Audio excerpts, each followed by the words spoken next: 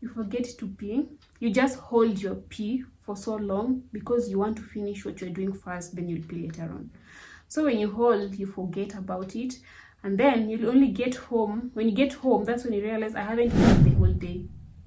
Patience, and this goes on and on and on, and you're experiencing all this fatigue. And so what happens is that you start experiencing sadness, you start experiencing anxiety. At times people even get to a point that they start feeling they have suicidal thoughts.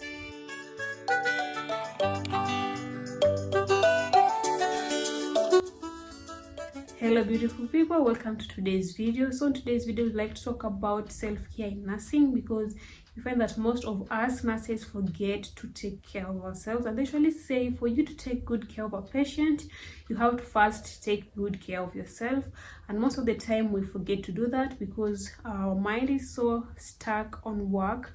We're trying to work really long hours. At times it's just the state of the work, but then remember that you're still a human being. You still need sleep, you need to eat. There's so many things you need. You need to exercise, you need to do all these things that are for your own well-being, and at times you forget about that. So today I'd like to talk about things that you can do for self-care for us as nurses, and the benefits of self-care. And so the first thing is support. Like, we really need a lot of support, especially from our workmates and our fellow nurses, even if we don't work in the same place. Instead of fighting each other, like at times I see people really fight each other when it comes to like career. Let's say, I don't know, other people did a degree, other people did a diploma. I don't know, like other people are choosing to do certain things that are different from them, and people are just busy fighting, and you're forgetting to look at the main things that we should be concentrating on. We should be concentrating on things like our own mental health. We should have like seminars to sit down and talk about things like our own mental health. Even at our workplace, we can organize a sit down whereby you can just sit as, let's say we work in the pediatric unit. You can just sit down and discuss the things that are going on. Maybe during the past week, maybe you experience a lot of deaths and you experience a lot of fatigue. You can sit down and talk about it. It is through this that you can be able to ease out, because at times you find that people go back home with a lot of burden, maybe like with things like losing patients, and you don't have anyone to talk to, you don't have any support from the hospital you are working in, and so all these pressures cause stress.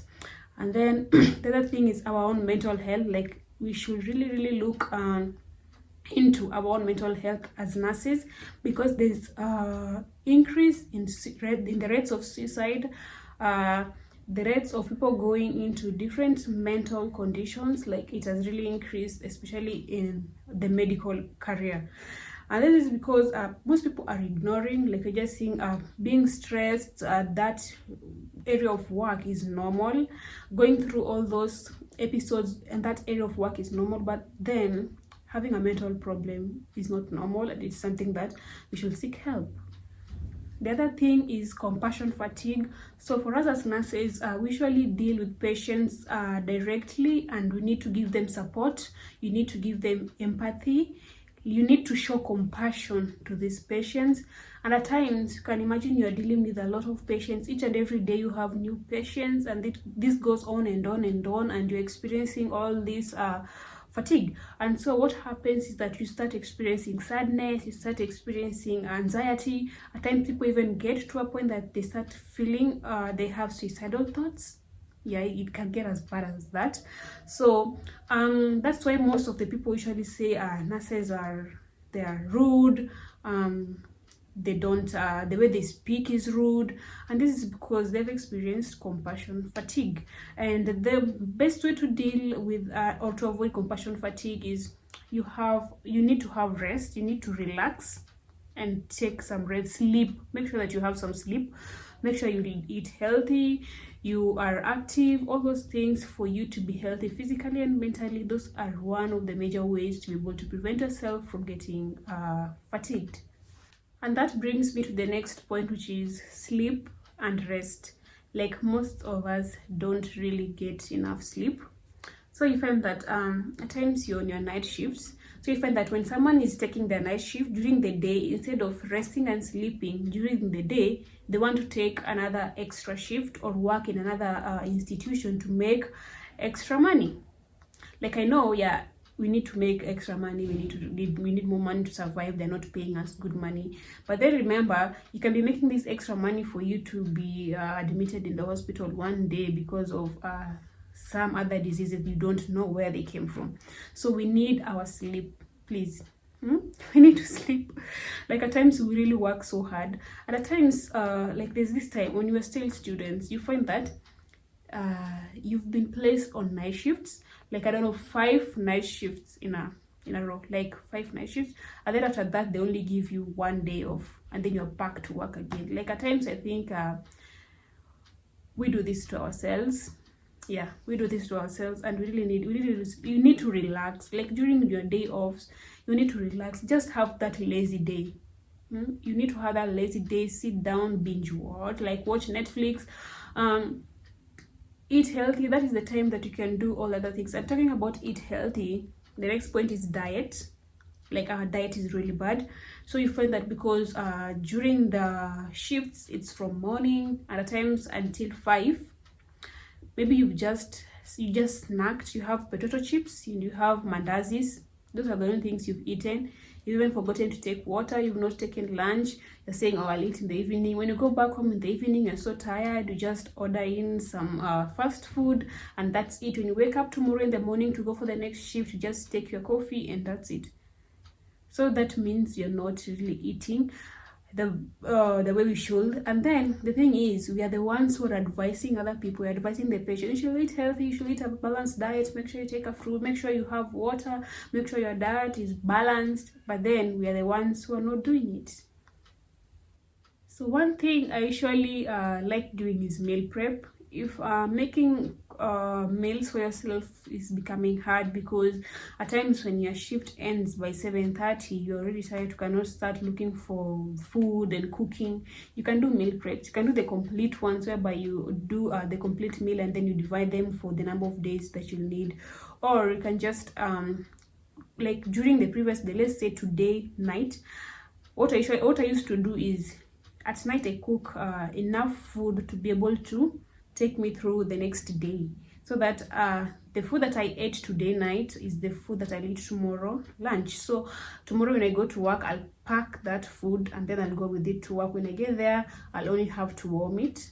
Yeah, you can do that. Or you can have food packed in your fridge, like you boil food previously and then you pack them on your fridge, so that when you come, you'll only have to like cook it faster, instead of now going to buy food and then you don't even know what you want to eat today. Yeah. And then the other thing, which is something that affected me personally, is our elimination. You know what I mean when I say elimination? You find that when on your shift, you usually forget to go to the toilet, you forget to pee, you just hold your pee for so long because you want to finish what you're doing first, then you'll pee later on. So when you hold, you forget about it, and then you'll only get home. When you get home, that's when you realize, I haven't peed the whole day. And then apart from that, even like eliminating your poop, like we really hold. And for me, that has affected me, because at times, even when I'm just at home, I forget. Like I just have to force myself to remember, go sit in the toilet, and then that's when my brain will be like, oh, we have to pee. Like I'd see the end of the day without going to the toilet. I don't know how it happens. Like my mind just doesn't hit me like I have to go to the toilet. Like when it comes even to like poop, it will go past 3 or 4 days like I haven't gone to poop. Like that is how it happens. Like it will end up affecting you later on. At least something that you could have take. So the only way you can be able to make yourself take this as important is by taking breaks, because when on your break, you'll say, let me go to the washroom. When on your lunch break, you'll say, let me go to the washroom. But then if you don't take breaks, you're just working all through, your mind won't remember about eliminating. And then the other thing is having some me time to just relax and just think about other things away from work. You go out, have fun with friends, like just have a break. And I usually really wish that most hospitals could have a break room I know there's some hospitals, especially abroad, that do have that, but I usually wish that even here in Kenya that we could have break rooms whereby in that room I'm not seeing anything related to the hospital, because the only room we usually have is the nursing station. In that nursing station you have medications, you have a lot of things, and even at times patients usually even sit in that nursing station and there's so much going on, you're so stressed. So you could just have a break room like at the back of the hospital or something, but you can just go sit, you breathe in, you breathe out, you count to 50, you read a book, you listen to one song, and then you go back. Like, these things that are really tiny can really come a long way. I don't know. Then on the importance of self-care, number one is reduced stress. Like, if you care for yourself mentally, physically, you won't have a lot of stress. The other thing is good health. If you eat healthy, you drink water, you exercise, you do all those things are just so obvious, you'll have good health. And then the other thing is better focus. Like, if you're able to rest, sleep the number of hours you're supposed to sleep, take a rest, do other things away from work. When you go back to work, you'll be able to focus more. But then if you, let's say you're from your night shift, that's when you go take another shift in another hospital. When you come back to this hospital, you might even confuse patients and give wrong treatments and diagnosis because you're so tired and so confused, so you can't be able to focus. But anyways, that was it for today, guys. Thank you for watching this video, and I'll see you on my next one. Bye bye.